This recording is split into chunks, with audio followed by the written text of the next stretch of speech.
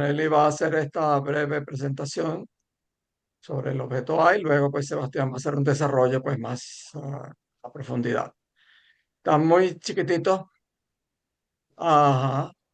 Bueno, ahí yo lo puedo leer por lo menos, sí. Más grandecito. Listo, dame. Puedes ponerlo más grande como lo tenías ahorita, Sí, Luz. sí, sí, va un poco lento mi computador. Ya.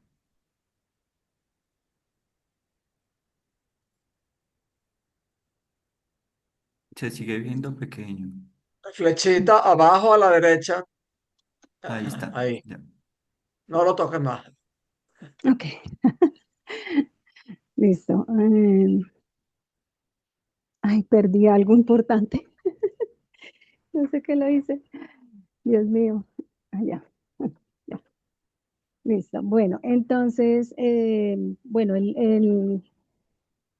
voy a hablar sobre el objeto A de acuerdo a la lectura de Leonardo Pesquín, quien hizo este artículo. Entonces, este es un concepto que es introducido por Lacan en los años 60 al profundizar las postulaciones freudianas de objeto perdido del deseo y de objeto de la pulsión. Este concepto va teniendo diferentes funciones según el momento de la teoría en la que va operando. Es resto, es plus de goce, causa de deseo, núcleo fantasma y entre otros. No es ningún objeto de los que habían sido definidos por el psicoanálisis, es más bien el objeto epistemológico que Lacan formula como el operador que le permite elaborar un gran número de articulaciones teóricas y clínicas. Como antecedente fundamental del concepto del objeto A en Lacan, encontramos la teoría freudiana sobre el objeto perdido. Para Sigmund Freud, el deseo humano se organiza alrededor de un objeto perdido, es decir, una experiencia primordial de satisfacción que nunca puede recuperarse plenamente. Y descubre entonces que el sujeto queda marcado por una huella de una satisfacción inicial perdida y desde entonces el deseo intenta reencontrarla en distintos objetos y relaciones. Sin embargo, Freud descubre que ninguna experiencia logra restituir completamente esa satisfacción originaria y por eso el sujeto humano queda atravesado por una falta y el deseo se sostiene precisamente en esa imposibilidad de alcanzar una completud definitiva. El giro que hace Lacan es pasar de este objeto perdido propuesto por Freud al objeto causa de deseo. Entonces, aquí el objeto no es solo algo perdido, no es un objeto tangible, digámoslo así, sino es aquello que causa el deseo. Es decir, no es lo que deseamos directamente, sino aquello que pone en marcha el deseo. Entonces, aquí puse este ejemplo. Una persona puede creer que desea a alguien en particular, pero lo que verdaderamente causa su deseo puede ser un pequeño detalle como una voz, una mirada, una forma de ausentarse o de presentarse la persona. Ese pequeño rasgo tiene una función causal. Para Lacan, el ser humano no nace como un sujeto psíquico, sino que inicialmente hay un organismo biológico. El sujeto se constituye cuando entra en el lenguaje, que es lo que pues, nos ha comentado también Pedro Pablo, es decir, cuando es nombrado e inscrito en el mundo simbólico por el otro. Sin embargo, como dice Lacan, esa entrada en el lenguaje tiene un costo y es que algo de esa experiencia corporal inmediata no logra ser simbolizado y se pierde una parte de esa vivencia originaria. Entonces, lo que se menciona es que esa pérdida no desaparece sin más, sino que retorna como un resto. Ese resto es lo que Lacan va a plantear como el objeto A. Por eso Lacan pues eh, define el objeto A como un residuo de esa constitución subjetiva, algo que queda fuera del lenguaje, pero que sigue operando en la vida psíquica del sujeto.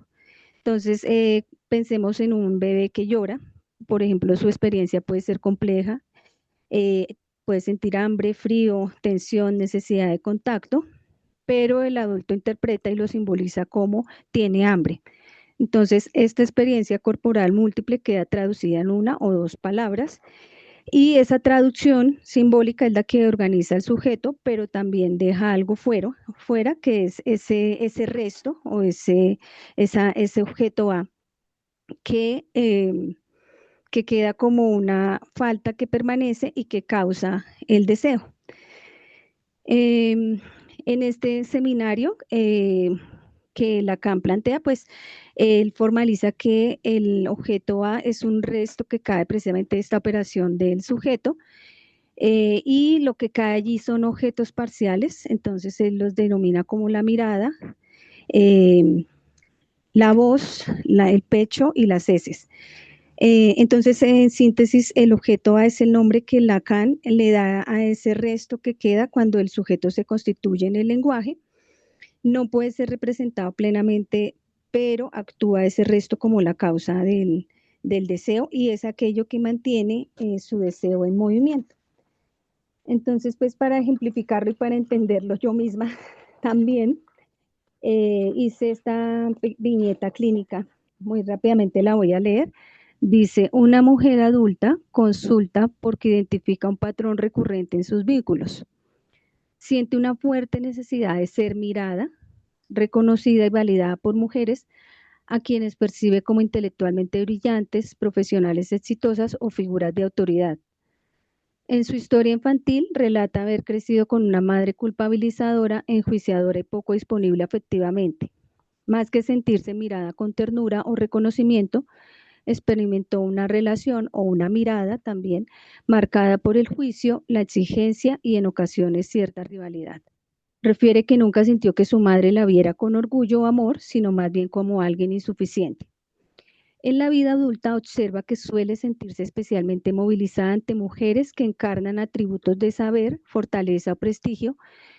Busca intensamente la mirada de estas mujeres y le gusta que le miren y se esfuerza por destacar frente a ellas. Sin embargo, cuando alguna de estas figuras le ofrece cercanía o esa mirada, aparece una intensa ansiedad y la necesidad de tomar distancia. Pues no se trata simplemente del deseo del reconocimiento profesional o afectivo. La mirada de estas mujeres funciona como objeto A, el ser vista por un otro investido de valor, en tanto causa de su deseo de ser mirada, pues la mirada materna estuvo marcada por una falta de reconocimiento amoroso. Paradójicamente, cuando parece presentificarse demasiado la mirada, puede suscitar angustia en ella. Entonces, aquí algo que muestra Lacan es que los objetos A no suelen encarnarse en personas completas, sino en objetos parciales, como en este caso, como la mirada de esas mujeres exitosas. Entonces, son rasgos que concentran algo del deseo inconsciente del sujeto, en este caso, alguien que cree buscar un reconocimiento profesional, cuando en realidad lo que causa su deseo es ser mirado por cierta figura que le representa algo que fue perdido en su historia infantil. Y Lacan en este mismo seminario dice que cuando este objeto A se presentifica, suscita también o le genera esto angustia al individuo. Entonces allí menciona la relación de la angustia y el objeto A, donde dice que la angustia no es sin objeto, es con la presencia del objeto A. Posteriormente, Lacan siguió trabajando su concepto de objeto A en los siguientes seminarios. Y en este seminario, entonces, aparece una distinción fundamental entre el falo y el objeto A. Entonces, el falo hace referencia a ese significante que organiza simbólicamente el deseo y organiza la pregunta inconsciente del sujeto acerca de qué debe ser para el deseo del otro, que es también lo que nos ha comentado en varias ocasiones Pedro Pablo.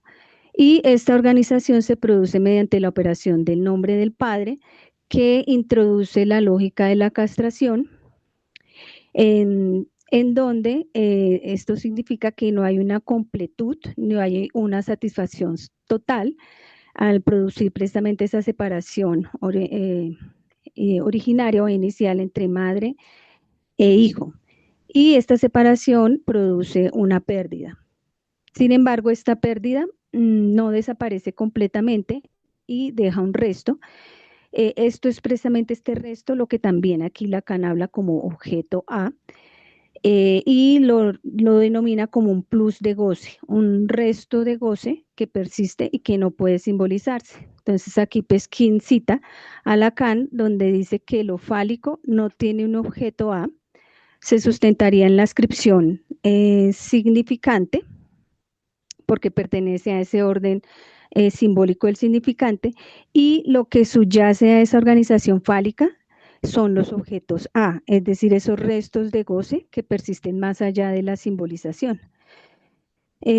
Por eso Lacan diría que el objeto A no solo es causa del deseo, sino también un plus de goce, un resto de goce que persiste tras la entrada del sujeto en el lenguaje. Y ese resto nunca puede reintegrarse plenamente porque la ley simbólica exige renunciar al goce de la completud originaria. Y por eso, precisamente, al ser el objeto A como plus de goce, como un resto pulsional, un excedente de goce o un núcleo real, aquí ya cae dentro de ese plano, ese registro real, es que se insiste en la repetición, el síntoma y la angustia. Clínicamente esto se puede entender cómo el sujeto puede comprender racionalmente su historia, sus conflictos infantiles, sus vínculos, pero aún así seguir atrapado en ciertas formas de sufrimiento. Entonces hay algo allá que persiste más allá de la interpretación y del sentido, y ese resto irreducible es el objeto A como plus de goce. Y ya para finalizar en esta última diapositiva, pues por lo que el texto es bastante amplio, Lacan en los siguientes seminarios también fue trabajando aún más el concepto. Entonces en este seminario 11 también aparece como un soporte del amor, como la dimensión real de la transferencia. En el seminario 17 el objeto A entra en los 4 discursos, en el lazo social, en la posición del analista como semblante de objeto A, o como semblante saber, semblante causa deseo. En el seminario B, este se articula como núcleo del fantasma y unos conceptos como la sexuación y el goce femenino. Y en los seminarios 22 y 23 lo vincula al nudo Borromeo, al síntoma y a la invención singular del sujeto frente al goce. Entonces, con esta presentación lo que quería mostrar es que cómo ha sido ese transcurrir histórico muy rápidamente de cómo el objeto A deja de ser solo objeto perdido, falta o causa del deseo y pasa a pensarse como un resto irreducible de goce, una vía de acceso a lo real y un punto imposible de simbolizar completamente. Entonces, muchas gracias. Eso era todo. Bueno, Sebastián, ya los Nelly te dio la presentación por ti. Bueno, Exactamente. puedes dejar de Sí, súper compartir, bien. Luz Nelly. Listo. Bueno, muy bueno. No solo porque el resumen está muy bien, sino porque se siente que lo entiendes, que no es meramente repetir, repetir, repetir, repetir como un loro, sino que siento que lo entiendes. ¿Ok? Ujú. Eso es muy importante, pues, cuando presentemos algo, pues, que realmente intentemos sentir aquello de lo que hablamos. Bueno, Sebastián, entonces, vamos a ver, ¿cómo superas tú eso ahí? Pues nos preparaste, Luz Nelly, entonces, para este material más sistemático que nos trae Sebastián. Entonces, Sebastián, ustedes lo conocen, es miembro de escuela del Foro del Campo Lacaniano de Pereira en Colombia, en residente en México. Ujú. Entonces, es la segunda vez que Sebastián nos regala una clase. Hablando de regala, pues usted sabe, para los que no son colombianos, bueno, Paul no es colombiano, pero vivió allá, también se sabe esto, que los colombianos son muy cómicos. Yo no puedo decir porque me siento medio colombiano, así que no se ofendan los colombianos. Uno en Colombia tiene que pagar por los regalos. Sí, a uno, en serio, es que en los negocios, uno para pedir algo, uno dice, me regala un café, me Mm. regala un cartón de leche, me regala tal cosa.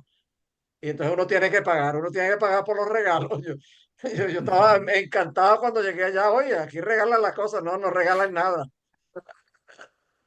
Bueno, Es la segunda vez entonces que Sebastián nos regala, este sí es regalado. Ujú. Am, Exacto, sin cobrar, Así es. Te pagamos con con todo el gratitud, amor. buenos recuerdos y Ujú. buena vibra. Bueno, adelante, Sebastián, vas a compartir. Sí, bueno, le, les compartí antes de presentarles esto un texto, que es el texto de Helen Dodge, que se llama Un caso de fobia a las gallinas. Perdón, Eh, Sebastián, está muy chiquito, pues porfa, aumentar el tamaño. sí,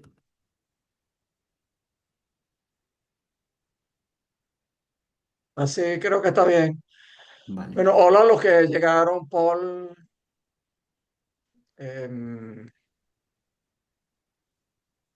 este, Mar, Angelita y Honor LGN, que no sé quién es. ¿Quién es Honor? Que no lo veo. Bueno, después veremos. Bueno, adelante, Sebastián, perdón. Ujú. Y bueno, pensé que era interesante pensar la cuestión del objeto a propósito de este caso. Es un caso conocido dentro del círculo lacaniano porque Lacan lo retoma en el seminario 16 para hablar sobre la cuestión de la fobia. Eh, en ese seminario, como nos decía Luz, Lacan hace una reelaboración del objeto a propósito de la plusvalía de Marx y entonces introduce esa noción de plus de goce que ella nos comentaba, que a propósito de lo que Luz nos comentaba va a servir muchísimo porque efectivamente va a retomar muchas de estas cosas y la contextualización entonces estuvo muy rigurosa. Y bueno, parte de la idea de retomarlo con un caso también era como procurar hacerlo un poquito más transmisible, pero ya cuando termine de escribir, no estoy seguro de que sea más sencillo hacerlo de esta forma. Entonces, bueno, pues vamos a ver qué tal sale, a ver qué les parece. Y bueno, espero que hayan leído esa partecita del caso porque no lo envié completo, porque me interesaba mucho, sobre todo lo que relata Helen del caso del momento infantil de este analizante, pero aún así yo retomo algunas cosas que aparecen más adelante en el caso. Igual.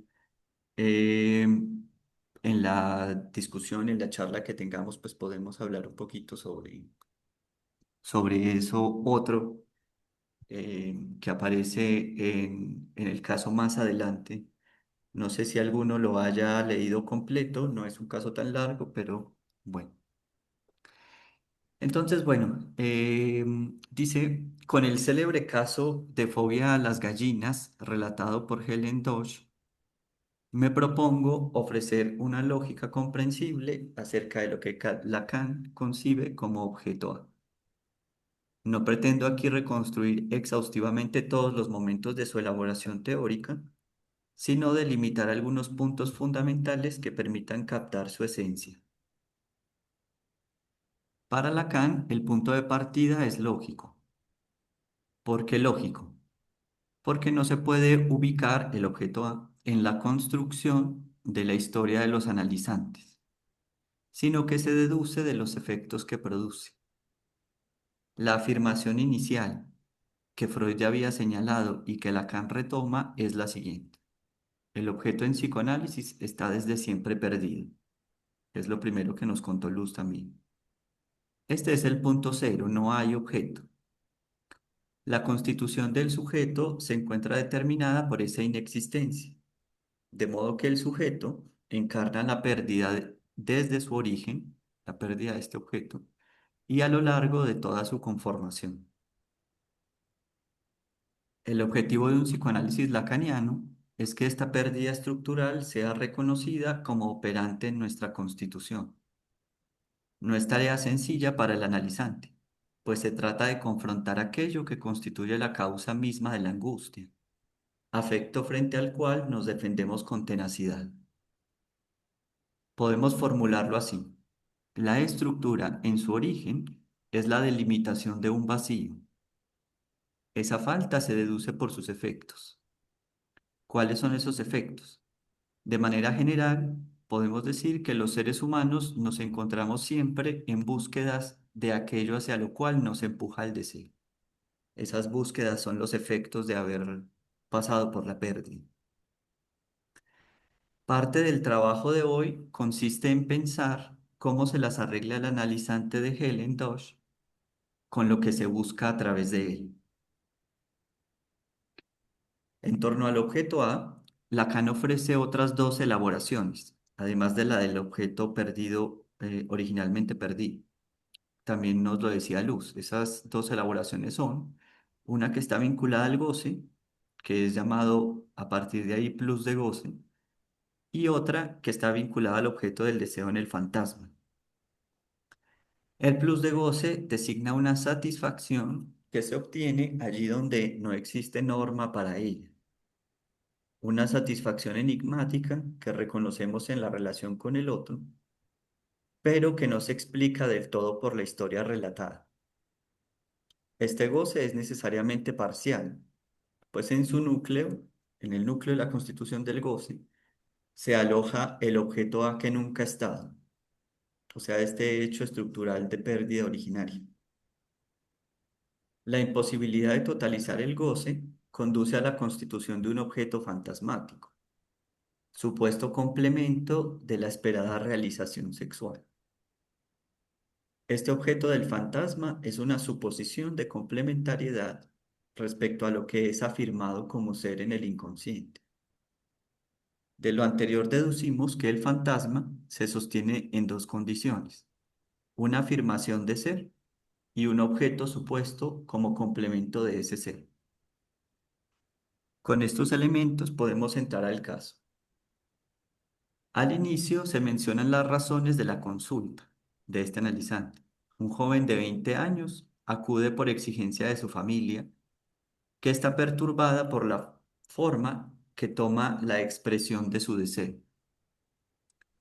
Desde el comienzo queda planteada una relación de deseo con el objeto que lo cautiva. Algo en los hombres despierta su excitación sexual y su interés romántico. Frente a ello, tenemos una respuesta que constituye al sujeto, una respuesta respecto a lo que ahí se desea. Esa respuesta la cita Helen así: el paciente estaba en total desacuerdo con su familia, ya que se sentía verdaderamente satisfecho con su orientación sexual. Esa es la posición que él toma inicialmente. Lo que encuentra en los hombres es una fuente de satisfacción, un goce respecto al cual no tiene queja. Este punto divide los encuentros con la analista en dos momentos. En el primero, la situación arroja pocos resultados. Dodge lo describe así: las perspectivas terapéuticas de un análisis en el que el paciente acepta su perversión sin deterioro de su salud mental y solo viene al tratamiento a pedido de su familia, son extraordinariamente desfavorables. El paciente llegó al análisis completamente satisfecho consigo mismo. Cuando el análisis confrontó su autoglorificación narcisista, huyó del tratamiento, pero pronto comenzó a escribirme cartas desesperadas rogándome que lo tomara nuevamente en análisis, ya que no sabía qué hacer.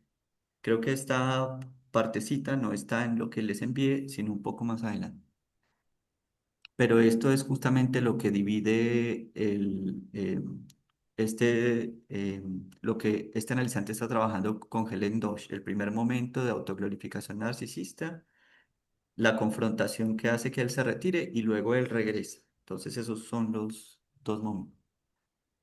Es a partir del segundo momento que el análisis se vuelve factible. El narcisismo del joven se conmueve y la satisfacción especular que lo sostenía deja de ser suficiente. La imagen ideal de su yo, que nosotros escribimos en psicoanálisis IA, así minúscula, que es el yo ideal, que le otorga un goce muy satisfactorio, impedía la emergencia de lo inconsciente y bloqueaba la posibilidad de un síntoma analítico. Solo al desestabilizarse esa autoglorificación, pudo abrirse un espacio para el desconocimiento de sí y el reconocimiento de un goce inquietante que había sido reprimido. Este viraje permite volver a su historia infantil y subrayar una cuestión fundamental, que es el desarrollo de la fobia. Pero antes conviene recordar una de las críticas de Lacan a ciertos postfreudianos. Ellos sostenían una noción de sexualidad que culminaba en la existencia de un objeto normal, complementario, capaz de otorgar la verdadera satisfacción. A ese momento final del desarrollo libidinal lo llamaban etapa genital. Esto hace parte de toda la crítica que hace Lacan al comienzo de su elaboración teórica, sobre todo, por ejemplo, en el Seminario 4, eh, y que es una crítica que le permite a él empezar a concebir el otro objeto, que no es justamente un objeto de tipo complementario, sino este objeto que tiene la característica de ser un objeto perdido y de considerar los objetos del fantasma y el falo. Entonces dice, si seguimos la lógica del objeto perdido, tal culminación del desarrollo libidinal es imposible. La libido nunca alcanza una realización última. Los posfreudianos creen en el objeto adecuado a la libido. Lacan, en cambio, lo plantea como existente solo lógicamente. De ahí se desprende que el objeto no es lo que el sujeto espera, ni lo que lo completa, sino aquello que determina tanto el placer como la angustia. El objeto no es cómodo ni adaptativo, es lo que desajusta y no acomoda. En la infancia, el analizante era el hijo menor, consentido y favorito entre sus hermanos. Su relación con la madre estaba marcada por una fuerte dependencia, que Helen dice así: en todas sus tareas estaba agarrado de las tiras de su delantal. La madre dedicaba gran interés al gallinero y allí se estableció un lazo erótico con el niño. Cito: el niño compartía alegremente estas actividades, se emocionaba con cada nuevo huevo que las gallinas ponían y se interesaba particularmente por la forma en que su madre palpaba las gallinas para ver si ya estaban por poner. ¿Cómo entender esta escena? El niño percibe la falta en la madre, condición estructural que la hace deseante, que le permite al niño captarla a ella como deseante, y observa cómo ella se las arregla con esa falta. Su interés por los huevos. El huevo se convierte en la imaginarización de un objeto que responde a la carencia materna y que al mismo tiempo la estimula. Estimula la carencia, pero estimula a la madre también, es estimulante para ella y eso es lo que él atrapa, el gusto de la madre por el huevo. En ese contexto aparece el significante gallina en el corral libidinal del otro. El niño, bajo los efectos de la demanda de la madre, busca ocupar un lugar en su amor. Gallina se convierte en el significante que identifica su ser en el deseo materno. De este modo, el niño inicia su camino de deseo a partir de lo que el deseo del otro le ofrece. En términos lacanianos, esto equivale a ser el falo de la madre. Gallina es una palabra que da lugar al falo materno y por intermedio de él, el niño hace parte privilegiada y consentida del universo de ese deseo. El niño sacrifica su propio ser para constituirse como aquello que colma, al menos imaginariamente, el deseo materno. Así lo muestran sus fantasías. Entonces viene otra cita de Helen Dodge del caso. Sus fantasías continuaron centrándose en la madre, quien en su imaginación estaba dotada de un pene. Allí su propio pene, el del niño, era uno de los órganos maternos, tal cual como su dedo había pertenecido a la madre en la fantasía anterior. Hasta ahí la cita. A partir de este significante, el niño formula su demanda. A partir del significante gallina. La demanda, formula la demanda que él hace a la madre. Vuelvo y cito el caso. Le encantaba ser tocado por su madre. Eso es lo que él le demanda, que la madre lo toque. Y mientras lo bañaba, le preguntaba en broma si ella lo iba a palpar con su dedo para ver si él estaba por poner un huevo. Entre broma y broma se revela la verdad. El goce corporal del niño se incita con la aparición del significante gallina, goce incestuoso que reclama satisfacción. Los dos involucrados, la madre y el niño, sirven a un mismo significante, pues de él proviene una localización del goce por el cual pretenden enlazarse. Ellos dos se entienden, digámoslo, en su goce y en su deseo por intermedio del significante gallina.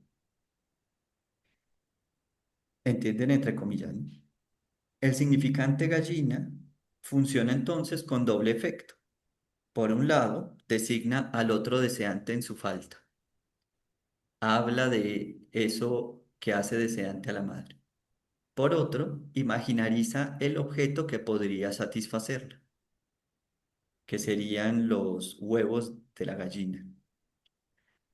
De este cruce surge un sujeto aún en formación que deberá atravesar la pérdida para constituir un objeto que lo haga deseante y no únicamente objeto del deseo materno. Identificado con la gallina, el niño despliega un erotismo narcisista a través de la masturbación. Él es la gallina y al mismo tiempo la madre que la palpa. En un primer momento obtiene satisfacción acariciando su ano y reteniendo las heces.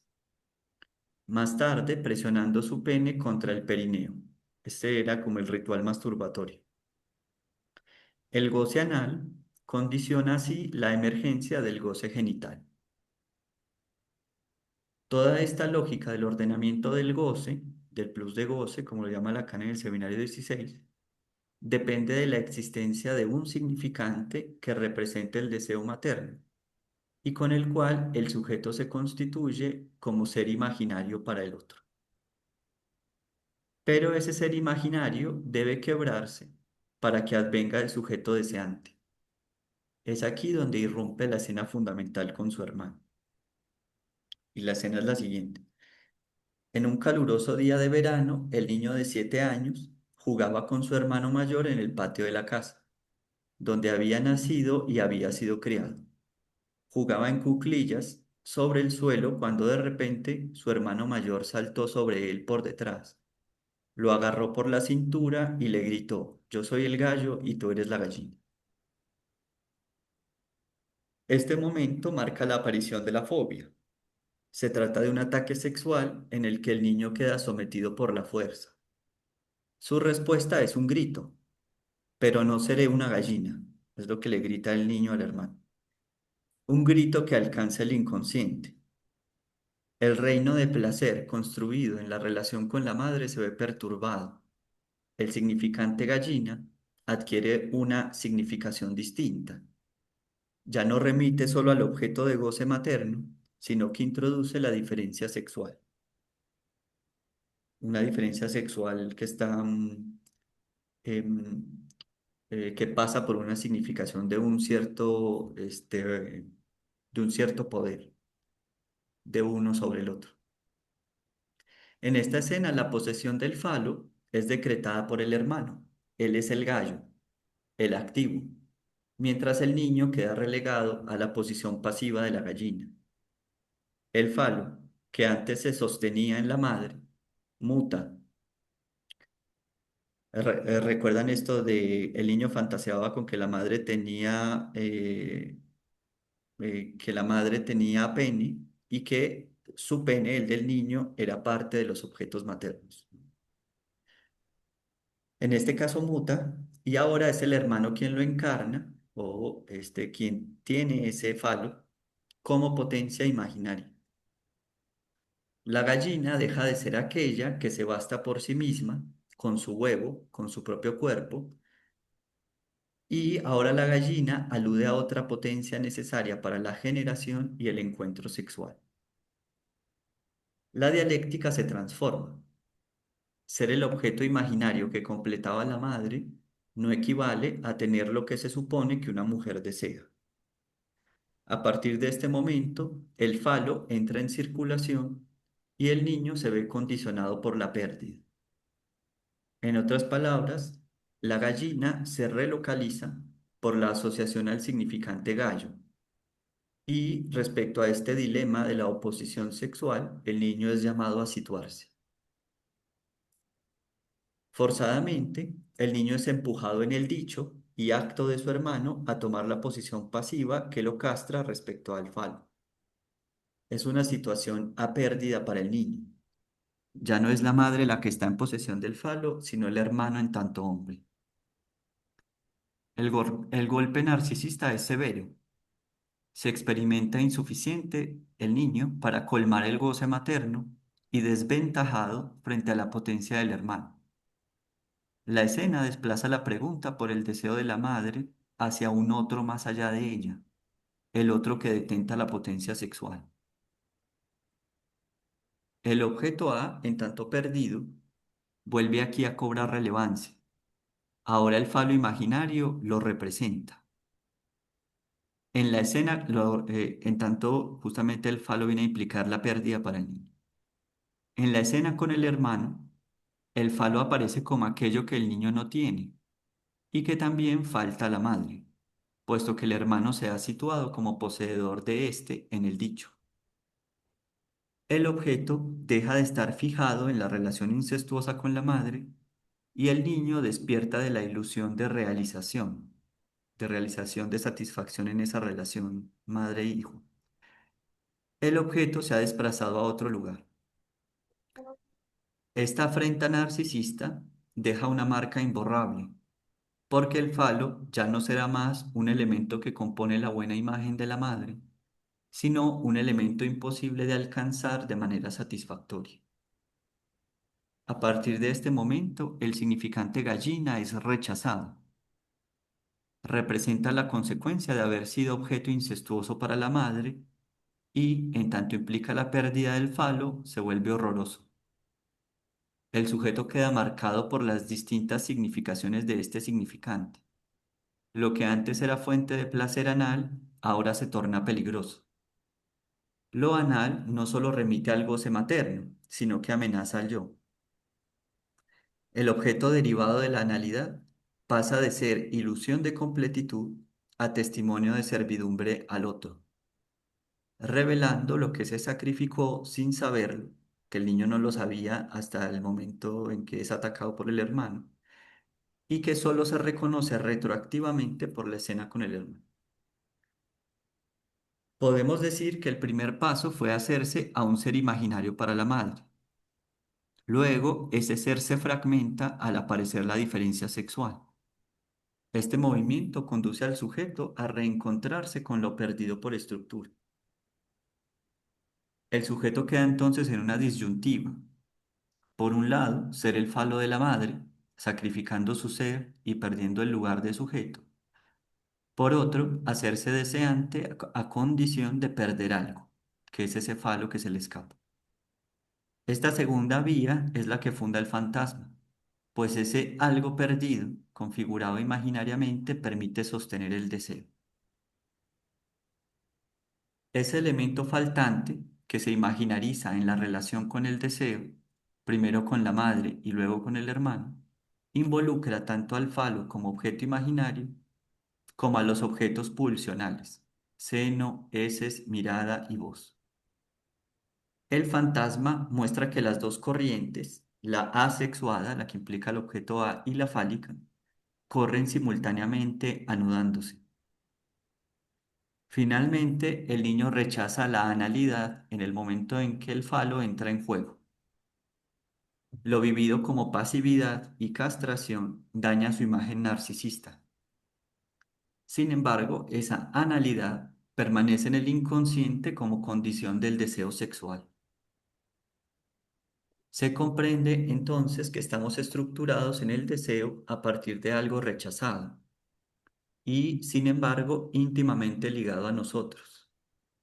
La fobia lo pone en escena ese elemento rechazado. Proyecta hacia el exterior ese elemento deseable que se ha convertido en motivo de miedo. El significante gallina cumple aquí la función de recortar la angustia. El fantasma porta esta doble condición.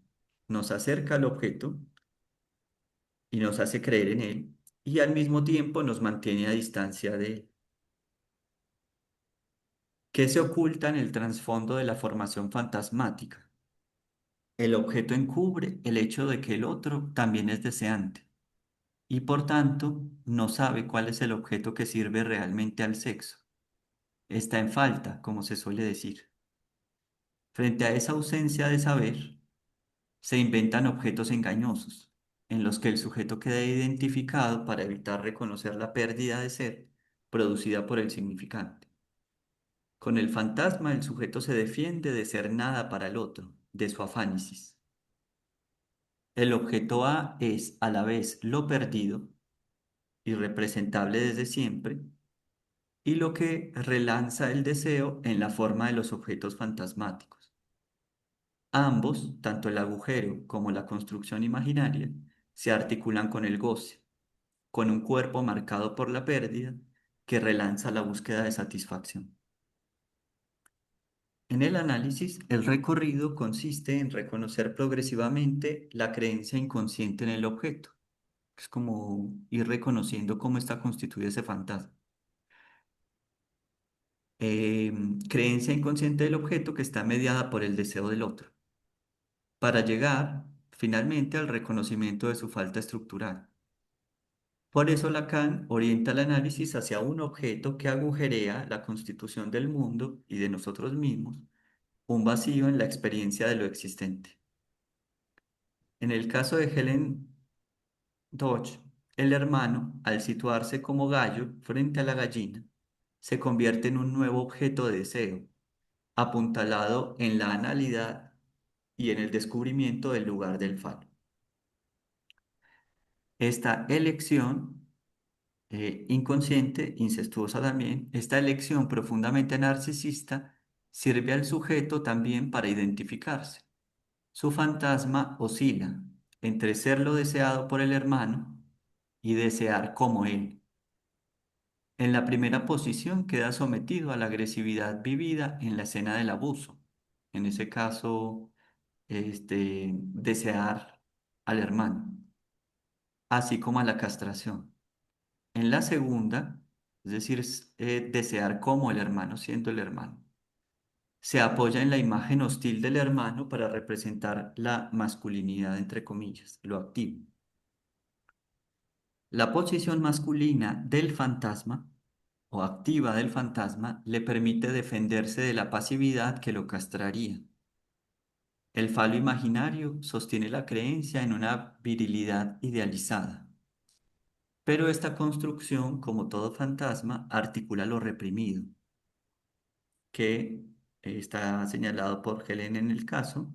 Parte de lo reprimido es la agresividad, que está vinculada con la analidad. Ese factor hostil que está empujado a lo inconsciente limita tanto su posición activa, pues no quiere reconocerse él mismo como agresivo, y también limita su satisfacción pasiva, pues corre el riesgo de ser castrado por el hermano y reducirse al objeto que recuerda su abolición como sujeto en el deseo de la madre. Este conflicto fantasmático reaparece cuando el paciente regresa al análisis, en el segundo tiempo. Em, en ese retorno, es el retorno, ese segundo momento de un goce destructivo que había permanecido oculto y que condicionaba su atracción hacia los hombres. El segundo momento del análisis revela que la relación homosexual narcisista no era tan placentera como se creía, o como él mostraba, le hacía creer a Helen y como él mismo creía. Porque la relación con el objeto A es problemática por estructura y nos conduce inevitablemente a la imposibilidad de la relación sexual. Y bueno, ese era el comentario. Ok, deja de compartir. Ya.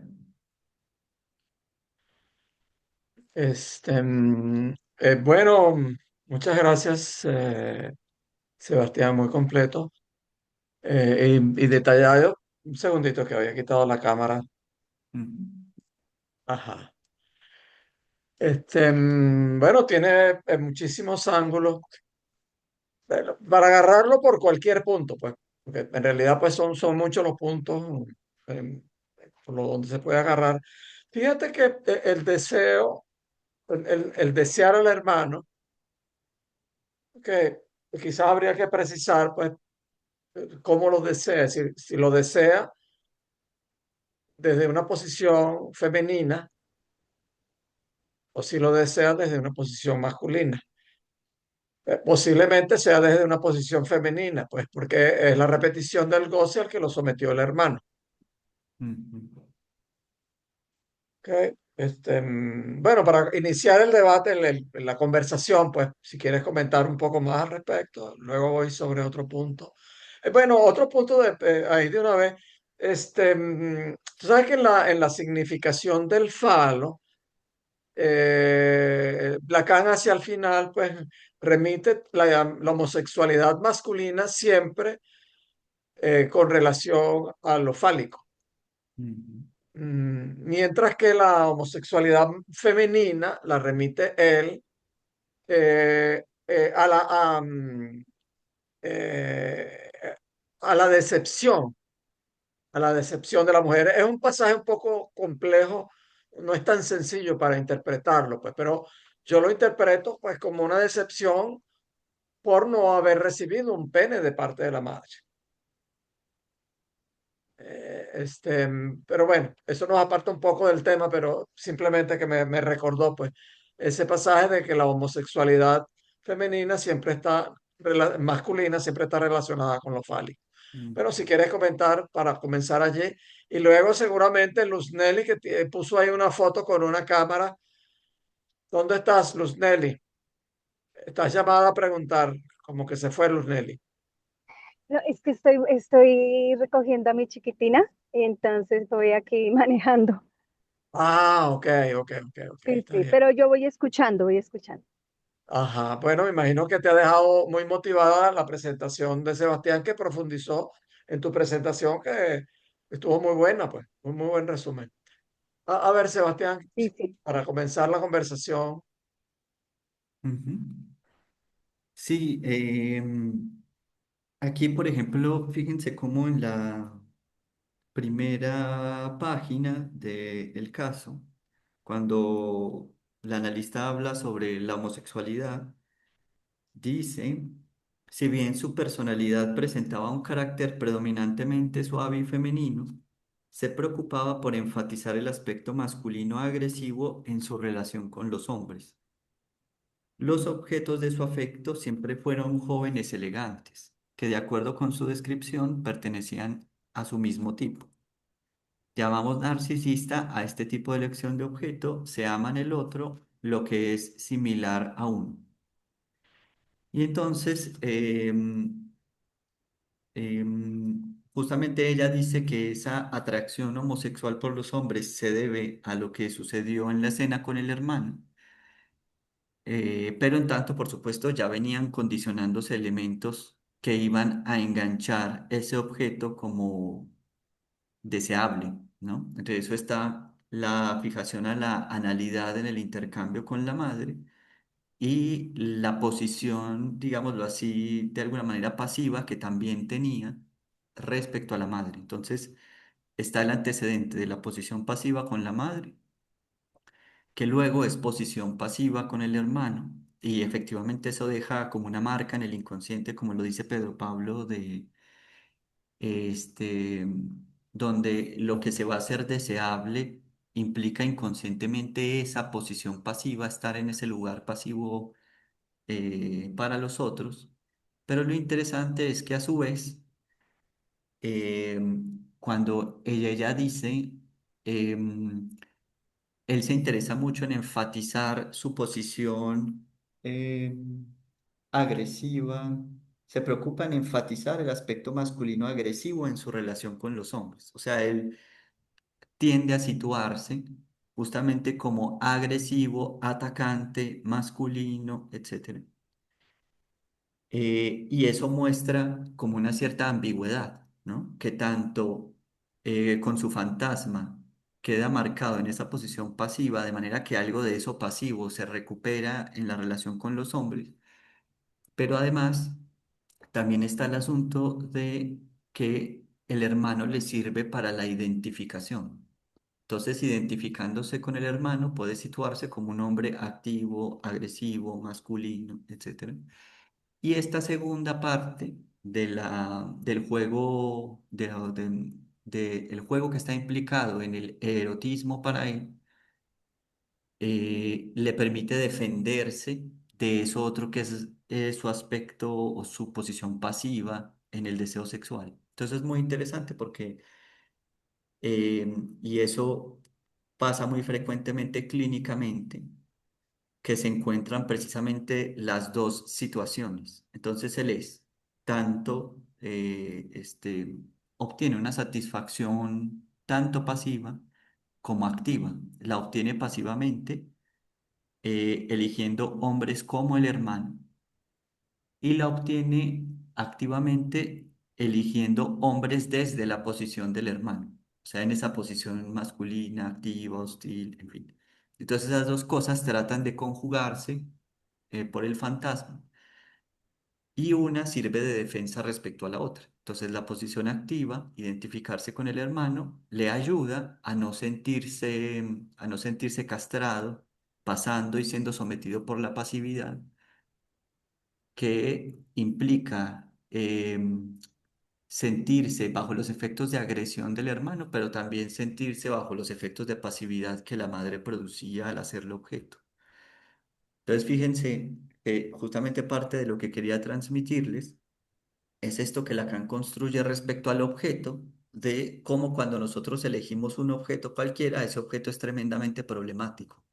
No hay manera de pensar que el objeto es complementario porque justamente el objeto implica esas dificultades, no hay cómo sentirse bien con él, ¿no? Este, y de esto que decía Pedro Pablo de la homosexualidad, que me parece muy importante y yo pienso que viene al caso porque de alguna manera eh, lo homosexual en esa perspectiva de la relación con el falo implica precisamente un tipo de defensa. Sí, eh, eh, el homosexual masculino genera una cierta adoración al falo, por decirlo así, como una elevación, como una idealización del falo, de manera que el falo es ¿El como falo si, como pene o el falo como significante? eh, yo creo que el falo como órgano sexual imaginarizado como, Lo fetichiza. ajá, y es como imponerlo, esto es lo que hay, y con eso, digamos que hay un evitamiento del encuentro con la diferencia sexual, del reconocimiento de que ese falo puede faltar en la madre, en las mujeres, etcétera. Es decir, es como una defensa frente a la castración. Y por el lado de la mujer es igual, em, no es tanto un asunto de defenderse de la castración, sino de reprocharla, como lo decía Pedro Pablo. Entonces, en ambos hay un reconocimiento de la castración. La homosexual masculina implica idealizar el falo para protegerse de ella, mientras que del lado de la mujer es sentirse muy dolida por el hecho de no poseer eso y reprocharle a la madre el no tenerlo tampoco y haber quedado, digamos, como castigadas las dos en relación a eso, ¿no? Entonces eso levanta, es como una furia en el del lado femenino. Pero es muy Ujú, interesante porque los dos son respuestas a la castración, dos diversas respuestas. ujú. Ok. Tú podrías, aunque lo tocaste de manera extensa, lo podrías tocar de manera intensa. Este, a ver, ¿cómo en este caso se refleja el objeto A para diferenciarlo? A ver si se puede diferenciar en este caso, ilustrándolo, el objeto A como plus de goce y el objeto A como vacío. Sí, sí, Como, efectivamente, ahí está como una cuestión que es compleja, la articulación entre estas dos, porque de entrada nosotros tenemos el asunto de que la estructura se mete en nosotros con ese vacío fundamental, ¿no? Y justamente en eso, por ejemplo, en lo que decía Luz, pienso que ahí ubico como mi única diferencia con Luz en lo que ella decía, en, en esta alusión a, hay una situación de un goce completo, por decirlo así, un goce absoluto, y luego hay algo que produce la pérdida de ese goce absoluto, ¿no? La forma en que yo lo pienso es, ese goce absoluto nunca ha estado, porque de entrada la estructura entra articulando pérdida, que es falta de ese goce en tanto tal, y para podernos defender de esa falta de ese goce, entonces vamos metiendo los objetos A, en tanto los objetos A lo que hacen es consolar, ¿no? No hay una satisfacción absoluta, mi cuerpo no alcanza para percibir algo absoluto, pero entonces yo me construyo un objeto que me consuela respecto a ese no hay el goce absoluto y que al menos me permite tener algo de un cierto goce, de una cierta satisfacción. Entonces en ese algo que sería el plus de goce, que no es un goce total, estaría lo que él capta en la madre, ella se satisface con los huevos. Luego yo me ofrezco entonces para ella, para que ella se satisfaga conmigo. eh, y ahí, digamos, yo me presto a que la madre goce de mí. Este, y a la vez, ese que la madre goce de mí también implica, obviamente, un goce para el niño en su cuerpo con su analidad y esto, ¿no? Pero ese goce no es en todo caso un goce completo, ni no es un goce que complete a la relación entre la madre y el niño, eh, pero es un goce que solo existe porque ya hay lo perdido inicialmente. Entonces, tiene que articularse la cuestión estructural de la pérdida para que venga un goce suplementario.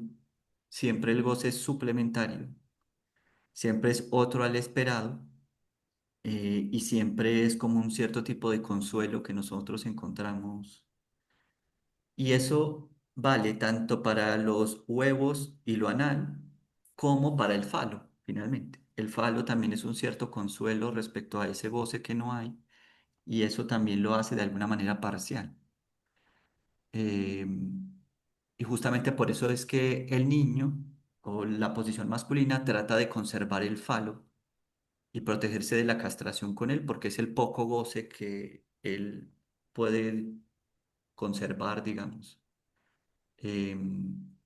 Gozar un poco de eso, dado que no hay el absoluto que ya se instaló, en tanto se instaló como perdido por la pérdida originaria. ok. Bueno, antes de darle la palabra a Aline, ya levantó la mano, quería comentar o introducir otro punto que a mí me ha llamado la atención de este caso desde que lo leí hace años, que es que, a ver, este niño entra demasiado en algo prohibido, que es el incesto. Mm, Y eso está, a mí, como yo lo entiendo, yo creo que el mismo Lacan no enfatizó eso suficiente. Eso está en el origen del enorme problema de este muchacho. No importa por dónde él lo agarrara, es decir, no importa por dónde el muchacho derivara a eso pues que se originó pues en ese contacto con la madre, eso iba a ser problemático. O sea, más problemático que lo es para todos, pues. Para Ujú, él, pues, precisamente lo que él puso en juego fue el hacer posible lo incestuoso. Y eso no puede ser. Simplemente no puede ser porque como estamos constituidos por el lenguaje, no es posible. O sea, si lo llevamos a la práctica, pues enloquecemos, pues de alguna manera. Él enloqueció, pues a su manera. ujú. Ok, no sé si quieres comentar eso, pues si puedes comentar algo, pues eso, con relación a lo incestuoso. Sí, Tú lo sí, yo tocas en varios estoy de puntos. acuerdo en que hay madres que pueden facilitarle las cosas al niño, o sea, arreglárselos con un deseo, este, y que ellos puedan separarse de ellas, en tanto ellas reconocen la importancia de la distancia entre ella y el niño. Y hay posiciones maternas que se lo complican, ¿no? Chicos que nunca pueden adquirir independencia, salir de la casa, ver por sí mismos, etcétera, etcétera, porque quedan muy atrapados en el fantasma materno, sirviéndoles, ¿no? Entonces, efectivamente, este es de los chicos en los que ese ser el consentido de la madre le pone todo mucho más complicado, ¿no? Entre los hermanos, él es el más consentido y ser el más consentido es un problema libidinal porque ser el más consentido implica el más amado por la madre y en el inconsciente eso queda como una necesidad. O sea, el super Ujú. yo viene y dice, tú tienes que conservar este lugar de ser el más amado por la madre, no te puedes mover de ahí. Eh, y entonces eso hace que ya sea muy difícil quitarse de ese lugar incestuoso con la madre. eh, y bueno, pues hay quienes no pueden Ese muchacho, salirse. bueno, nunca salió del Edipo. Ujú. Lo Sí, sí, se pegado le ahí. hizo muy difícil. Ujú. Bueno, más adelante pues podemos volver sobre eso, era para condimentar un poco, pues. Adelante, Aline. Muchas Hola, José Carlos, gracias. que no lo había saludado. Aline. Gracias y gracias Sebastián y Nelly por las exposiciones. La verdad es que no sé ni cómo estructurar mi comentario o pregunta, pero a ver si puedo. Es curioso que cuando leí el caso yo no percibí que el analizante hablara de esta posición en la que queda con los hombres que elige, como que a veces, bueno, así te entendí ahora, como que a veces son hombres violentos que de alguna manera complementan esa escena, Ujú. pero ahorita tú decías que también pareciera que está la otra opción en donde él es el agresivo y el violento. Eso cuando yo lo leí no lo percibí, pero ahorita que haces la explicación, sobre todo hacia el final, ya donde puntualizabas que esta relación con el objeto, digamos que te abre esas dos posibilidades, en donde puede ser complementario, pero también problemático. Te Ujú. entendía porque esa complementariedad también la vinculé con estas ilusiones que a veces hacemos de encontré lo que me hace totalmente feliz y después cuando uno va narrando, por ejemplo, en el análisis, pues resulta que ni es tan placentero, ni es tan satisfactorio, ni es precisamente que yo quiera eso, porque ahí en el caso él decía, yo no estoy de acuerdo con la familia y estoy muy bien con mi elección de homosexualidad, pero al ir destapando como esos recuerdos, él empieza a reconocer, por ejemplo, que esa experiencia con el hermano, pues por un lado pareciera que sí dejó un resto, vamos a decir, con esas cosquillas o esa sensibilidad en la cintura y esa posición que decía en el texto como si ya hubiese sido anticipada con esa posición que le dio la madre y como pasiva, pero al mismo tiempo el grito que lanza es como no voy a ser gallina y que quiero creer que ahí empieza como esa problematización porque cuando hablabas del fantasma también, Sebastián, me queda como, ahora me queda así como muy claro que lo que te entendí es que ese fantasma finalmente sí trae las dos posibilidades, ¿cierto? La de ser ese objeto que complementa y que además yo ya había quedado ahí, o yo ya había encontrado ahí algo de satisfacción en esa mamá a la que me le pegaba, íbamos a las gallinas y yo veía como ella se satisfacía tocando a las gallinas y luego yo hago lo mismo y yo quedo en ese lugar de objeto, pero también pareciera que al ver a ese hermano, que ya no solamente es la mamá la que puede, me imagino, tener ese lugar, sino el hermano también, quiero creer que en ese momento abre la posibilidad de decir, yo también podría, ¿no? Utilizar ese lugar que no es la de la gallina o la de la pasividad o la de ser el objeto del otro.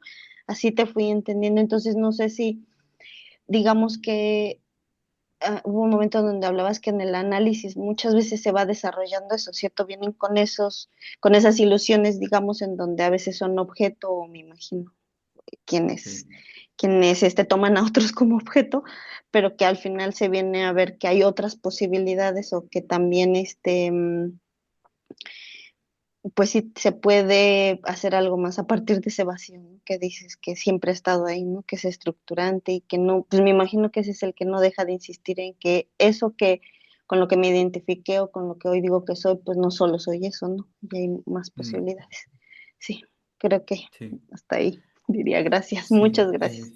sí, tengo cuatro comentarios a lo que dices que me parecen muy importantes y aprovecho el primero para retomar lo que decía Pedro Pablo de lo que pasa con el Edipo y la relación con lo incestuoso y que hay salidas más favorables, digamos, para alguien, más favorables para el deseo de alguien, como hay unas más desfavorables para el deseo.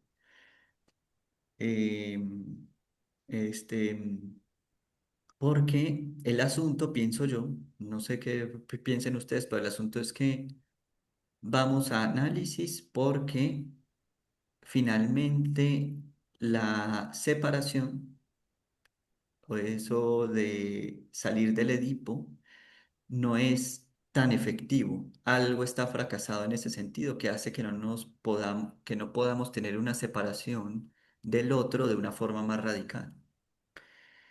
Entonces, yo pienso que lo que hace Lacan es como tratar de pensar y de experimentar clínicamente una forma en que esa separación implique una mayor radicalidad, ¿no? Que haga que el deseo no, no quede tan atrapado en este sacrificio de sí por el otro porque corro el riesgo de no tener más lugar en el otro, perder el amor del otro, etcétera, etcétera. Entonces, justamente la construcción en un análisis lacaniano implica ver todo lo que uno ha sacrificado para poder sostener a ese otro y poderse sostener a uno en un lugar para ese otro, incluyendo a la madre, prestándose inconscientemente y sin saberlo a eso incestuoso, que es esa dedicación de mí a esa madre en lo que me he convertido en su objeto. Y el análisis lacaniano permite justamente de alguna manera ver cómo todo eso ha sido una construcción en ese esfuerzo, en ese esfuerzo de sostener a ese otro, eh, este, y de taparle la falta, sobre todo eso, ¿no? Cuidar de la falta del otro para que no la haya. ¿Sí? Entonces, el asunto es cómo el análisis permite que uno tenga una separación más radical respecto a eso, más radical que la que el Edipo ha generado incluso, ¿no?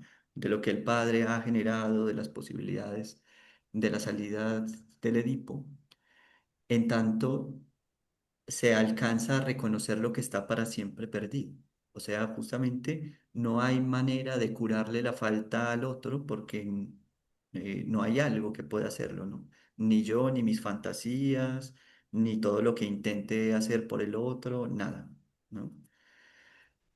Este, y eso hace que el deseo genere como una novedad. Hay un nuevo deseo nunca antes vivido por efecto del análisis, porque es un deseo que no pude haber vivido porque lo que hice como respuesta anterior fue un fantasma, en vez de atrapar algo de esa falta fundamental.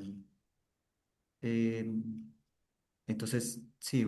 Bueno, eso es como la manera en que lo pienso y que tú vuelves y lo traes en tus comentarios. Yo pienso que ese no soy gallina, pero yo no soy la gallina que implica ese rechazo radical, es una manera de defenderse de eso y tratar de hacerse un deseo con eso, ¿no? Yo no soy la gallina, voy a inventar otra cosa. Él tiene unos recursos, identificarse con el hermano, volverse un hombre más masculino, agresivo, esos son como recursos que él va encontrando, pero que aún así justamente no dejan de ser suficientes y eso hace parte como de su sufrimiento.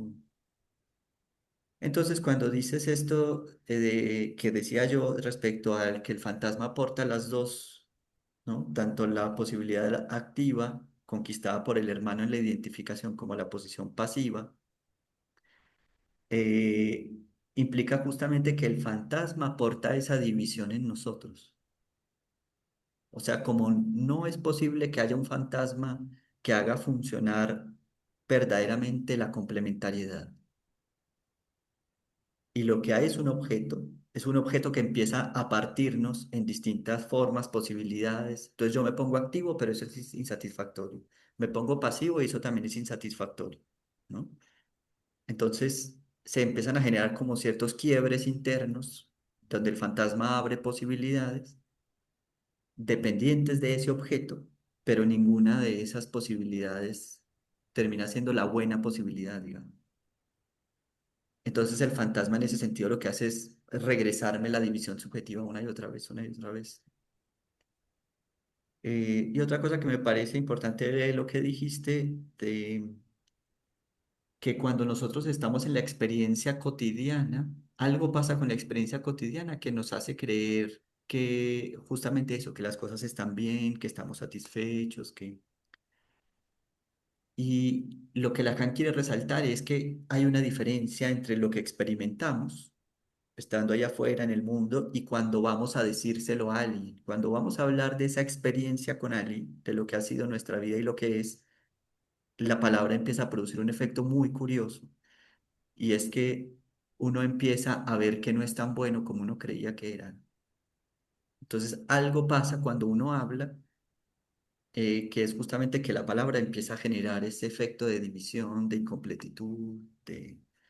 Entonces, mientras estemos en la experiencia cotidiana, muy fácilmente podemos hacernos los locos con el asunto, pero cuando vamos y hablamos con el analista, la cosa ya no marcha de la misma forma. Sí, es muy interesante eso.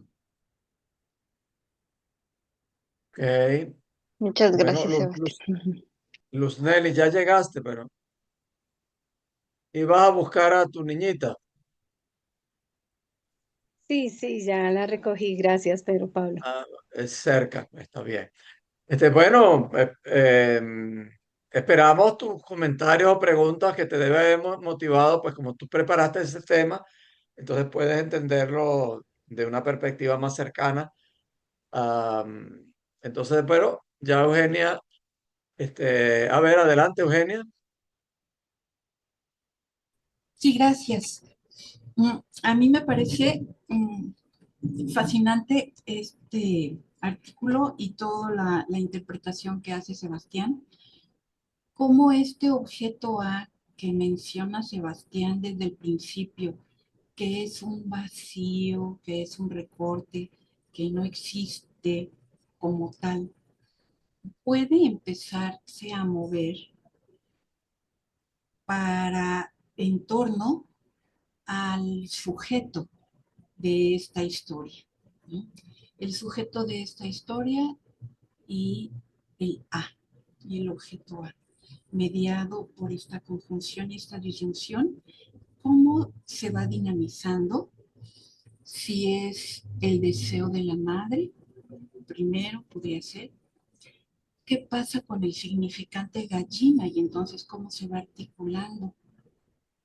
Después, con la posible relación de rivalidad con el hermano, qué pasa con su agresividad y cómo va moviéndose también el sujeto en este imaginario y en este simbólico, en el análisis.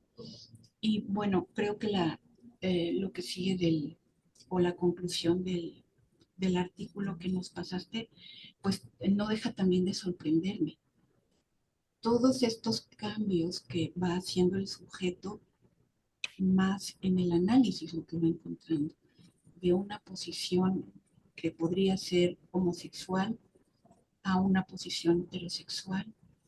¿Y qué es lo que media en todo esto, no? ¿Qué es lo que, si es el narcisismo, más la agresividad, la rivalidad? Entonces, como dice Pedro Pablo, desde muchos ámbitos podríamos hablar de este tema tan interesante. Muchas gracias. Sí, sí.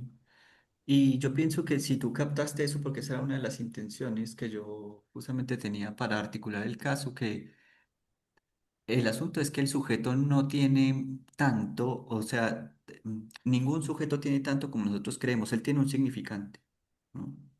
Y el asunto es cómo ese significante va induciendo distintas posibilidades. Ese significante le permite ubicarse con el deseo materno. Ese mismo significante le permite ubicarse con el hermano. Ese mismo significante le permite hacerse a una manera de encontrar lo deseable, lo que le va a permitir ir por el mundo buscando ciertas parejas, ciertos encuentros sexuales, en fin. Eh, este, entonces hay como unos significantes fundamentales que son los encargados de ir ordenando esa dinámica en el fantasma, en la relación con el otro, y la fuerza que tienen esos significantes en nosotros y cómo están cargados divinalmente o cargados de un goce tan fuertemente que son capaces de condicionar la existencia en sí, ¿no? Em, Entonces, sí, el asunto es que lo que quería mostrar era cómo todo ese movimiento de la analidad a la masturbación, al encuentro con el hermano, todos esos movimientos que el niño hace dependen en todo caso de ese significante que apareció y se generó ahí, y que es el recurso que él tiene para arreglárselas, ¿no? Entonces sí, qué bueno que pudiste ver justamente como esa lógica en ese sentido. Em, este, en tanto es a partir de ese significante que incluso entra su narcisismo, en tanto la imagen ideal que él capta en el otro es esa, ser una gallina, eh, la agresividad también, ¿no? Algo de ese significante gallina implica la agresividad del hermano. Él se convierte en una gallina para el hermano, por lo tanto víctima del daño del otro. Y respecto a eso todo que dices, también es importante porque fíjense que Helen, que es una analista inglesa, em, ella no es lacaniana. Entonces ella tiene esta idea construida respecto a la perversión, donde la homosexualidad es una perversión. Y entonces uno alcanza a ver en la forma en que ella lo dice y en lo que dice que ella ve que un éxito o logro del psicoanálisis es hacer que él cambie su elección desde la homosexualidad a la heterosexualidad, ¿no? Porque hay algo, lo que ella dice es que la homosexualidad implica un tipo de elección narcisista, que es la elección narcisista, es una etapa de la libido no suficientemente desarrollada. ¿No? Está el momento de la elección narcisista homosexual y la idea es que en el desarrollo de la libido se llegue hasta la heterosexualidad, y se salga de ese campo perverso homosexual. Entonces uno alcanza a ver que ella se siente satisfecha con que el paciente se haya vuelto homosexual, ¿no? Perdón, con que el paciente se haya vuelto heterosexual. Em, este, y esas cosas en un análisis son factibles, o sea, tanto así como al revés. O sea, alguien que llegue en una posición heterosexual y entonces luego tenga experiencias homosexuales por efecto de lo que su análisis produce, ¿no? Por lo que está tratando de resolver o cómo se las está arreglando con el deseo, etcétera. Entonces pueden haber estas fluctuaciones. ¿Qué es lo que pasa con Lacan? Que la diferencia con Lacan es que para Lacan no hay ninguna elección que podamos decir normal, ni siquiera la heterosexual es normal, porque la construcción, la heterosexual, también es una manera de responder a la falta. Pero como no hay la respuesta adecuada, la que verdaderamente es, entonces hay una cantidad de respuestas posibles, ¿no? El asunto es qué lugar le damos a esa falta dentro del campo sexual, sea heterosexual, homosexual, etcétera. O sea, las posibilidades sexuales son muchas, ¿no? Pero el asunto es cómo hemos usado algo para defendernos de ese hecho de falta y qué podemos hacer de novedoso al arreglárnoslas distinto con esa falta, al reconocerla, este, al tomarlo como algo fundamental para nuestra existencia. Bueno, eso es lo que pienso. Ok. Bueno, Angelita, te vemos la torre nada más. Hoy estás muy pensativo, me hace recordar la estatua del pensador de Rodin.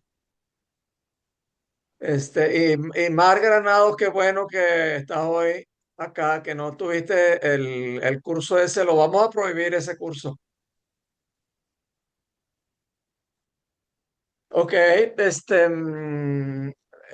bueno, tengo otros comentarios, pero vamos a dar pie pues a Luz y Aline había levantado la mano, pues, pero como que se le bajó, pero bueno, igual, pues la tengo anotada ahí, pues más Sí, adelante. gracias. eh, Voy a volver pues sobre algunos de esos puntos. Adelante, Luz. ¿Y la gata de Sí, Paul? ¿Dónde está la gata de Paul? Estaba atravesada ahorita. Se acaba de bajar ahora. Ok. Pedro Paula, ¿ahí se me escucha bien? Sí, perfecto. Sí. Ah, bueno, no. Yo quería pues agradecerle a Sebastián por la presentación del caso y creo que es bien interesante porque cuando hice la lectura que me enviaste, ahí hablaba de cómo el objeto A forma parte o es el núcleo del fantasma, entonces de cómo el sujeto que está dividido, entonces en este caso que oscila entre esa posición activa de mirar, dominar, poseer versus la posición pasiva de ser mirado, ser tomado como un objeto en relación con esa fórmula del fantasma, ¿no? Sujeto dividido en relación con el objeto A, donde quizá aquí él pueda experimentarse como un objeto para el deseo del otro. Y, y entonces yo recordé sobre esto de la angustia, ¿no? Que se hablaba de cuando llegabas o cuando se acerca demasiado ese objeto, entonces como que puede aparecer la angustia, en este caso, por ejemplo, convertirme en objeto de goce del otro, por decir, eh, allí cómo hace, lo desplaza a las gallinas, es lo que, digamos, esta angustia en este caso la desplaza a las gallinas, sería como una de mis inquietudes, ¿no? Como que esa angustia, porque entiendo que él tiene una fobia a las gallinas, pero entiendo que no es tanto el animal, sino esa posición subjetiva que tuvo frente al deseo de la madre. Sí, digamos que es más o menos como lo estoy viendo o no.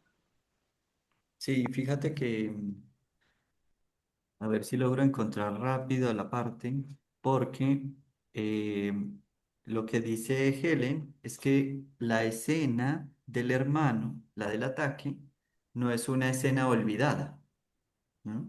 Es decir, lo que funcionó como defensa en este caso no es la represión eh, en el sentido, digamos, histérico del olvido, algo que ha quedado olvidado y solo se recuerda o se infiere por el análisis, etcétera, sino que es un recuerdo que él tiene claramente en su mente.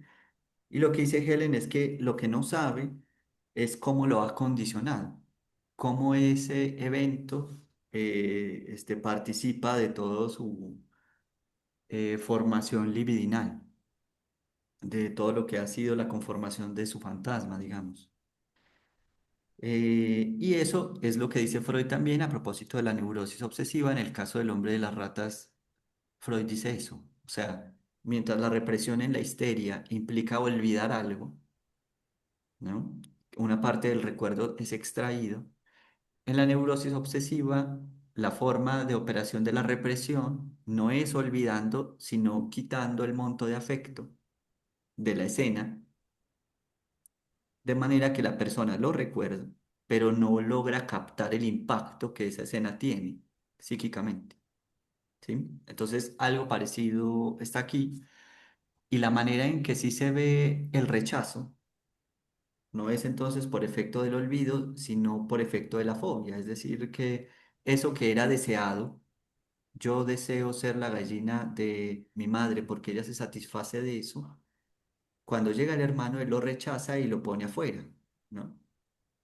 Que es como la gallina no soy yo, la gallina es un objeto de la realidad de afuera.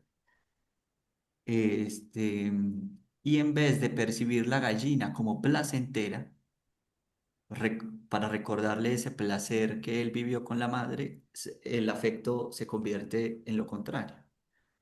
Es algo a lo que hay que tenerle miedo, es algo de lo que hay que escapar, es algo de lo que hay que huir.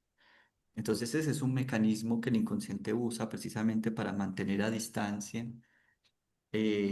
aquello que está de alguna manera prohibido o que no es posible, o todo esto que hemos estado discutiendo. Entonces, eso a lo que él le teme es la revelación de lo que él desea en lo más hondo del inconsciente, digámoslo así. Es la confirmación de lo que él es en tanto incestuoso, ¿no? Em, y en eso hay algo, pues, que es fundamental, que es el asunto de qué manera estos objetos pulsionales, por ejemplo, en el caso que tú traías también de una mujer que busca el reconocimiento de ciertas mujeres con autoridad, busca ser mirada por ella, por ellas.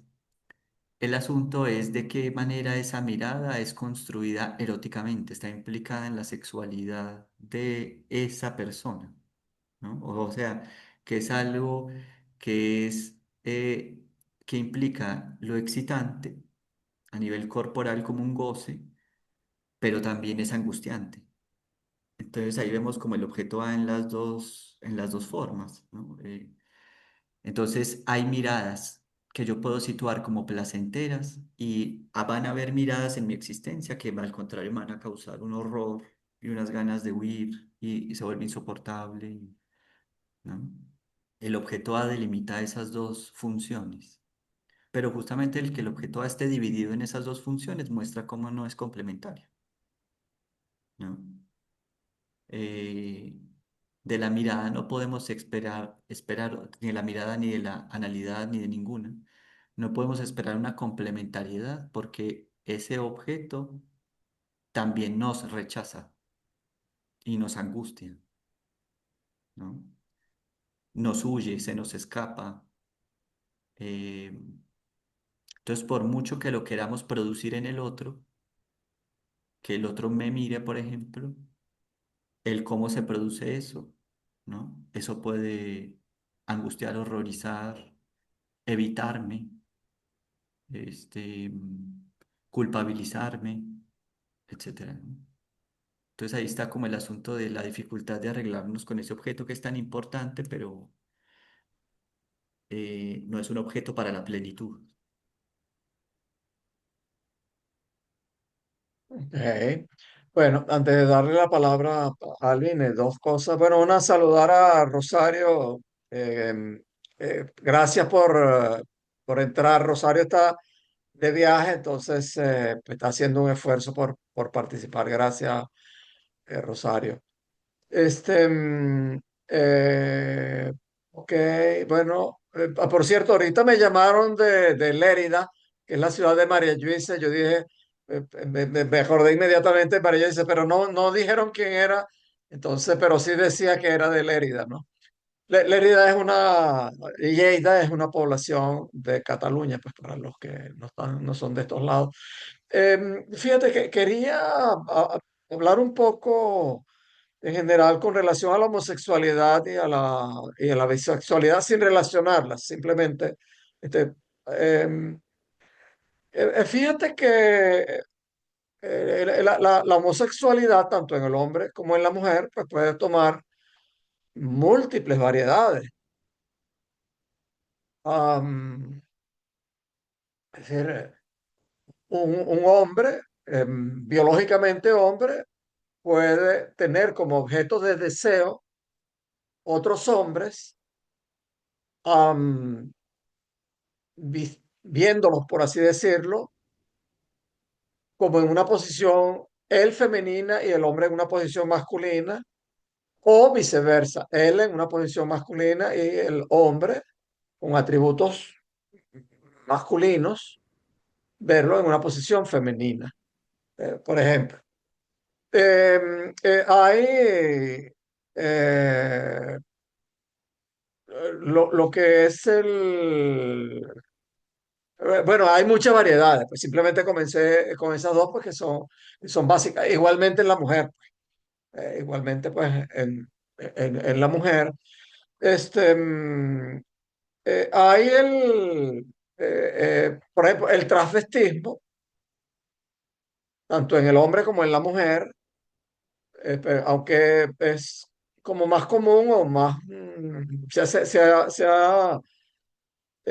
hace más show, pues, del transvestismo masculino, me parece, pues, que sale más, que no necesariamente implica una homosexualidad activa, sino hacer, pues, una mascarada, bueno, cada caso es cada caso, pues. Bueno, ese solamente quería introducir eso, pues que cuando hablamos de homosexualidad, pues pareciera como que es una sola cosa y puede ser muchísimas cosas muy distintas. Y el otro que quería comentar es am, lo de la bisexualidad. em, Hoy se habla mucho pues, de que si bisexualidad, de poliamor, pues muchas veces la gente no sabe ni qué está hablando y se mete en tonterías, pues por la moda y el deseo del otro, pues del otro público, del otro social, pues entonces se copia cualquier cosa, pues. Pero bueno, yendo a la idea de la bisexualidad intrínseca, según Freud, eh, todos tenemos algo de pulsiones homosexuales, de pulsiones heterosexuales. ¿Eh? Pero se puede hablar mucho de eso, pues, pero me recuerda a algunos casos de analizantes que he tenido que tienen como la ductibilidad, no sé cuál sería la palabra, la ductibilidad, la capacidad, la flexibilidad para colocarse tanto en posición masculina como en posición femenina. Me estoy refiriendo a la fórmula de la sexuación.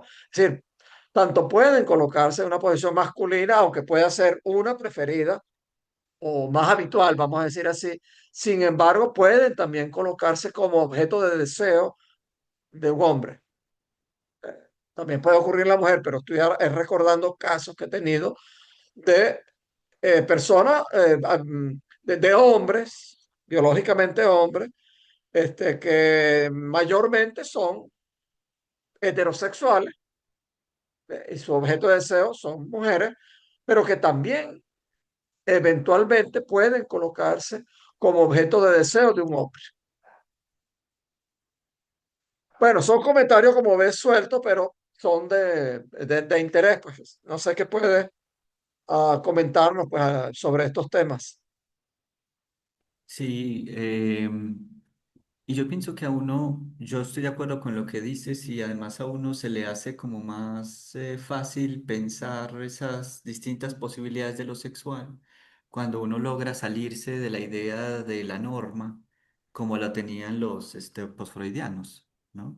Porque el pensar que hay una norma sexual y que todo lo que está fuera de esa norma sexual es de alguna manera perverso, eso empieza a entorpecer muchísimo lo que uno puede escuchar. Al propio Freud le sucedió, él mismo lo dice con el caso Dora, por ejemplo, ¿no? Como él, en tanto pensaba que el Edipo implicaba una salida para la mujer donde el deseo y amor por el padre iba a condicionar su relación con los hombres. Entonces él insistía en que el señor K era un, eh, un sustituto de su padre y que de alguna manera eso era de lo que ella se defendía, pero que en el fondo ella lo amaba y deseaba al señor K. Y Freud trata de empujar y empujar por ahí. Eh, este, mm, entonces como que eso hace que la forma en que uno piense la sexualidad hace que las posibilidades clínicas como que se restrinjan, ¿no? Entonces yo pienso que lo que hace Lacan al quitar el asunto de la norma permite que uno pueda pensar, así como tú lo dices, una variabilidad gigante, ¿no? O sea, no porque alguien fenomenológicamente se vea homosexual, o sea, una mujer se relaciona con una mujer o un hombre con un hombre, eso dice algo de lo que ha sido toda esa conformación sexual inconsciente, ¿no? Por ejemplo, hay hombres que se dicen heterosexuales y se excitan también con personas transexuales, estas personas que se operan los senos pero dejan su órgano genital, ¿no? Algo en relación a lo femenino se sigue presentando ahí en esos hombres transexuales que permite que ellos puedan pasar por la excitación sexual y eso no hace que ellos se piensen como homosexuales, ¿no? Eh, entonces hay todo un asunto muy diverso de cómo un sujeto se sitúa, cómo se dice él respecto a la relación con ese objeto, ¿no?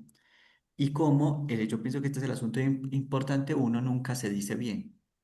Entonces, uno se puede decir heterosexual, pero eso no termina de decir bien qué es lo que el inconsciente busca, pretende, qué es lo que genera goce.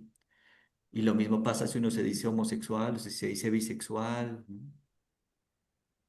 Perdona que te interrumpa, Sebastián, pero me hace recordar un caso público que lo comentaba ayer en un seminario de mi foro, que es el foro gallego, que estaba Rosario también. Un segundito, Mm. ya va, que de repente me dio frío, entonces voy a ponerme el suéter. Este, los que estamos en España recuerdan seguramente el caso, un caso terrible, pues creo que se llamaba el de la manada, pues unos hombres jóvenes, entre ellos pues un guardia civil o policía, pues alguien de la seguridad pues que ofrece el Estado, violaron a una chica que emborracharon. O sea, yo no conozco los detalles, pero a mí no me agrada pues como enterarme demasiado de los detalles morbosos de esas cosas. Pues en una fiesta, este, fiestas de una población, pues quiero decir, pues. Pero bueno, en una calle, entonces agarran, pues, y violan a una chica, entre cuatro o cinco tipos, lo graban y entonces publican el video, lo circulan por allí, todo aquello era una fiesta.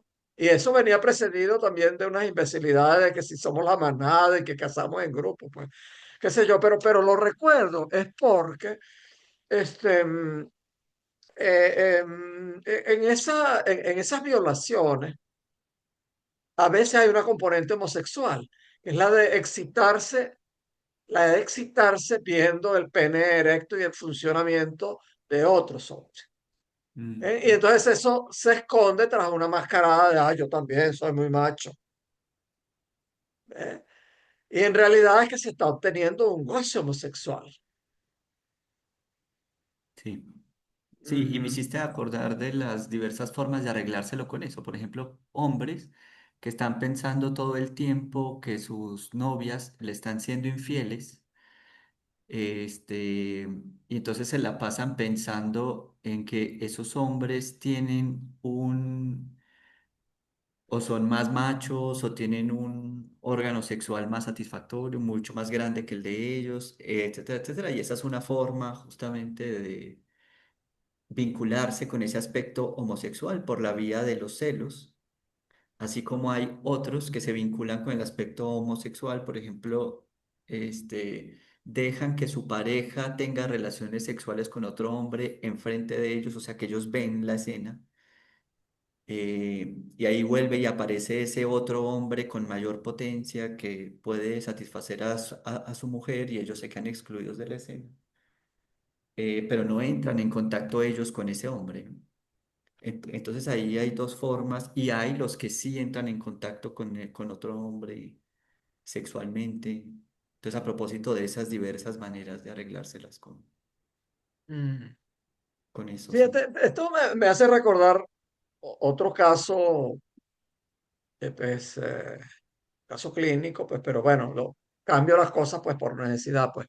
Pero bueno, un hombre que se sentía eh, humillado, pues, por su pareja, mujer, y que em, frecuentemente iba y entonces se iba a masturbar en el baño, iba a ver videos pornográficos y los videos pornográficos que veía era de mujeres siendo violadas o fornicadas, pues vamos a decir así, por varios hombres, y haciéndole toda clase de cosas. Y eso lo excitaba demasiado, ¿no? Mm, Excitaba demasiado. Entonces, una intervención que yo hice fue señalarle la componente homosexual de eso. mm, mm, Eso lo traumatizó, realmente lo traumatizó en un sentido popular, realmente lo conmovió, lo conmocionó, pero lo movió de ese goce que tenía, mm, porque tenía un goce en el que estaba pegado, pues. Eh, Estaba pegado realmente, y no reconocía que entonces él estaba gozando como los hombres de esta manada, bebiendo entonces ese poco de pene erecto, él se excitaba. Eh, Entonces, mm, bueno, pero eso fue fuerte, pues, pero le permitió finalmente, pues, despegarse, pues, de eso. Bueno, Charo, has estado sonriente, pero muy callada, pues. A ver, Aline,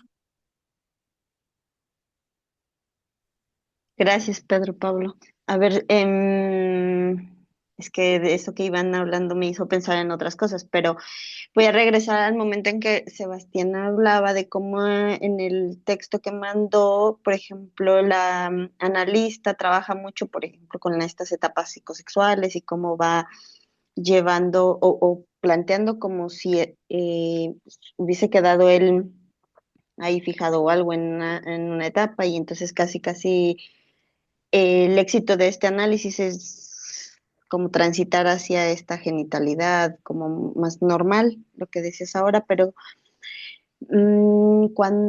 cuando hablaste de eso, Sebastián, me hiciste recordar una parte en el texto en donde decía que ella notó cómo desapareció la fobia o bajó la intensidad de la fobia, cuando el hermano se retira de ahí de la casa y entonces al él alejarse, también la fobia baja o la angustia. Ujú. Y entonces pareciera, o no sé si hay, mm, el hermano representa algo que hace que se tenga que desplazar como a ese objeto que es la gallina y ahí descargar, o se convierte la gallina en este objeto pulsional. En- Entiendo como que la gallina sería eso, un objeto pulsional. Y cuando el hermano está cerca, él se angustia, le da pánico, fobia, horror y me hiciste también como preguntarme si siempre hay como ese objeto pulsional o hay veces en los que uno puede tener angustia aunque no se acerque el objeto, aunque no estén esos elementos y de todos modos, y lo pregunto porque no sé si fue en el curso de topología en donde, Sebastián, pero hablaste de otra posibilidad de que la angustia aparezca y que no siempre es con el objeto, o no sé si recuerdo mal. ujú. Ujú. Sí. Sí, ¿Cuál sería esa otra posibilidad? Vaya, que no esté el objeto o no sé. Si pudieras compartir un poco más sobre eso. Este, sí, respecto a la gallina como objeto pulsional, yo pienso que la gallina es un significante que alude a lo que hay de pulsional en él, Mm, ¿no? ok. Ujú, Porque lo que hay de pulsional en él, digamos, es lo anal. Entonces, ujú, no sé si recuerdas o has escuchado el caso del hombre de las ratas de Freud, ujú, ujú. que también Sí. tiene que ver con un animal, pero no es un animal fóbico. Pero justamente lo que hace la rata es hablar de la excitación anal que el hombre de las Ujú, ratas, que lo condiciona. ujú, Eh, entonces, por eso, digamos, de alguna manera, para Freud, y pienso que para Lacan también, la forma que toma el objeto de, eh, el objeto en tanto anal, por ejemplo, el huevo en este caso, ¿no? El huevo hace una cierta equivalencia con las heces, por eso el niño defeca en las esquinas colocando como si Hace fueran huevos de huevos. heces. Ujú, ujú, Este, entonces podríamos decir que el huevo es un objeto que se corresponde con esa excitación en él, ¿no? ujú, Que habla o que refiere imaginariamente esa pulsionalidad. ujú, Entonces los objetos van tomando distintas formas. Puede que la gallina sea uno de los objetos que la refieren también. Este, mm, pero esa es una diferencia, por ejemplo, entre Lacan y Helen, en tanto Touch. como ella es una psicoanalista inglesa. Fíjate que Ujú, ella no tiene la noción de significante, entonces son objetos. La ujú, gallina es un objeto, los huevos son objetos. eh, este, entonces es todo un tipo, es una manera de relación con los objetos y ujú. ese es su énfasis, ¿no? En tanto el Relación énfasis es la objetal. relación con el objeto, por eso ella está a la expectativa de que se relacione con el objeto más bueno entre todos los Adecuado. objetos. Ujú, Ajá. ujú, El objeto ujú, más bueno entre todos los objetos sería una mujer. ujú, Mientras que con Lacan, por ejemplo, podemos pensar gallina no como el objeto que aluda a la pulsión, sino como el significante que coordina la pulsión. O sea, como que ujú, genera un influjo sobre la satisfacción en el cuerpo y va haciendo que esa satisfacción gire para allá, ¿no? ujú, Cambie de forma. Entonces es como si ese significante fuera abriendo canales y posibilidades para que ese ujú, goce fuera fluyendo de determinadas formas.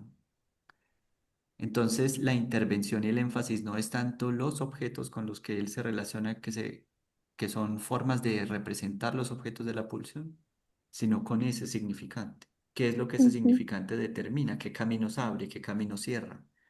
¿No? ¿Qué implicación tiene para que el sujeto se sitúe ahí también? O sea, es un significante que le permite situarse. Yo para el otro soy una gallina. Ese es el ser ujú, que yo tengo. Y esto que dices de la pregunta sobre la angustia, eh, pensaba, por ejemplo, la angustia de castración, que está justamente emparentada con el objeto, en tanto se lo puede ver perdido, ¿no? El objeto se lo puede perder. Yo, ya no tengo acceso a ese objeto y algo de la angustia puede aparecer ahí a propósito de la ujú, pérdida del objeto. Eso es muy ujú, freudiano. Pero, por ejemplo, también puede haber angustia cuando yo siento que desaparezco como sujeto. ujú, Entonces, cuando yo percibo que voy a desaparecer como sujeto, mi existencia como sujeto en lo simbólico está amenazada, la angustia empieza a aparecer, ¿no? ujú, Eh, entonces, ahí vemos como dos dimensiones distintas, ¿no? Una que me permite conservarme como sujeto, pero pierdo parte de mí, ¿no? ujú, Y otra en donde yo soy el que soy perdido, yo soy el que desaparezco de la escena. ujú, Eh, Lacan en todo caso articula las dos con el objeto. Tanto si yo me pierdo como sujeto, me convierto en un objeto, ¿no? En un ujú, objeto no representable, por el gran otro. Em, pero ahí vemos como la perspectiva de la angustia no es la misma, puede tener distintas formas de aludirla, ¿no? Ujú. Muchas gracias, Sebastián. Sí, sí, me Bueno, quedó antes más claro. de dar, Paul no ha intervenido hoy, pero nos ha dado atractivo. Ahora tiene ahí un animalito que no sé si es un ratón o es un perrito. Sí, No sé, es un perrito chiquitico, pero es tan chiquito que yo pensé que era un ratón. De ahí. sí, es una cachorrita, un perro salchicha pequeño. Es nueva. Sí. Está Parece un bien, ratón. bueno, te perdonamos que no haya, entonces, que no haya intervenido hoy porque no, nos diste diversión con el mini perro ese. No, muchas gracias, Sebastián, por la clase y por todos los comentarios. En verdad he estado muy atento a lo que todo el mundo ha estado diciendo. Sí, no, Eh, gracias a ti. bueno, Eugenia, una última intervención y con ella concluimos por hoy. Sí, muchas gracias. Sí, como este artículo, bueno, pues da para tanto, ¿no? Y esta anotación que tú hacías de Helen, que no es lacaniana, pero eh, al hacer un seguimiento de su artículo, ¿cómo habla precisamente de estas posiciones pasivas o agresivas, ¿no? El deseo, ¿qué pasa con la castración? O sea, podría ser también otro tema interesantísimo que se puede ir rastreando en este artículo, ¿no? El tema de la castración, qué hace frente a la angustia, cómo hace para resolver su deseo, Ujú, cómo en el fantasma va buscando, mm, digamos, inconscientemente, ¿no? Ya lo diría así, una solución a todos estos enigmas y a su deseo, que tiene ujú, que ver con esto, si es una posición pasiva, si es una posición activa. Ella habla de heterosexualidad u homosexualidad, pero pues yo creo que sería muy interesante conocer más de todo esto, como sí, si es sí, yo, masculino, no deja de ser masculino, bla, bla, bla, en ajá. el fantasma. Sí, sí, yo pienso, o sea, Lacan te trae esta psicoanalista y no pienso que la traiga para criticarla, pienso que al contrario habla bien de de la forma en que ella ve las cosas, digamos. No eso no implica que esté de acuerdo con todo en ella. Por ejemplo, en esta noción del objeto y de la norma y esto que hemos dicho. Pero a mí también me parece muy bueno el caso, o sea, no importa que ella no sea psicoanalista lacaniana en sí, como que lo que es importante es que podamos diferenciar el uno y el otro para que podamos diferenciar hacia dónde van las cosas, ¿no? Entonces, si Helen, por la posición en el deseo de ella, lo que ella desea para su paciente, que es lo que le permite empujar hacia algún lado, tiene implicado el asunto de la normalidad, o sea, que su paciente pueda relacionarse con una mujer y que lo haga de la manera más satisfactoria posible, ¿no? Un poco también vuelvo sobre la posición de deseo de Freud con eh, Dora, que es justamente que ella pudiera relacionarse con el señor K como se podría relacionar cualquier muchacha joven con un hombre, ¿no? Que ella se deje, mejor dicho. Em, Igual entonces, ¿cuál sería la posición que se genera en el deseo en un analista lacaniano que le permite llevar la cosa hacia otro lugar, ¿no? Que más allá de si se satisface bien con sus objetos y tiene unas buenas relaciones, etcétera, em, el asunto es qué expectativas tiene respecto a esas relaciones con ese objeto, porque las expectativas cambian completamente si uno alcanza a ver qué es lo que falta ahí, ¿no? Las expectativas, quiero decir, la demanda, porque uno inconscientemente está demandándole al otro. En el amor, por ejemplo, uno le está demandando y demandando inconscientemente que responda correctamente, ¿no? que responda satisfactoriamente, etcétera. Entonces, en la medida como en que uno capta que ahí hay un agujero y que es irreductible, la relación con la demanda se transforma. Entonces, más allá de que uno la pase mejor con el objeto o no la pase tan bien, el asunto es que mi posición ha cambiado. Mi posición como sujeto en el mundo es distinta porque no espero lo mismo del otro, porque reconozco lo que el otro no puede hacer, su imposibilidad, sus límites. Este, entonces pienso que eh, ahí hay algo como muy importante en ese sentido y de la concepción del deseo, ¿no? Eh,